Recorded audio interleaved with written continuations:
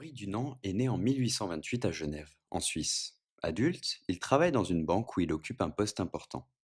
Il devient rapidement un homme d'affaires respecté. Lors d'un voyage d'affaires en Italie, Henri est témoin des horreurs de la guerre.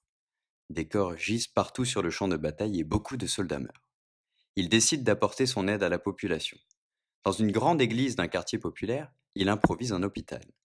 Il donne à boire aux blessés et soigne leurs plaies tant bien que mal.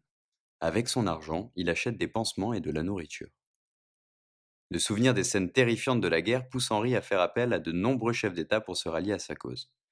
En 1864, 16 d'entre eux signent la Convention de Genève, un texte qui garantit des droits aux blessés, aux prisonniers et aux populations civiles en temps de guerre. Il dénonce aussi beaucoup d'autres injustices. Il trouve inacceptable que des enfants soient obligés de travailler des jours durant dans les mines ou que les femmes soient constamment rabaissées par des lois faites par les hommes au profit des hommes. En 1901, Henri Dunant reçoit le premier prix Nobel de la paix pour encourager ses efforts en faveur de la paix. La Croix-Rouge est aujourd'hui la plus vaste organisation humanitaire à l'échelle planétaire. Elle regroupe 165 sociétés nationales et plus de 230 millions de membres.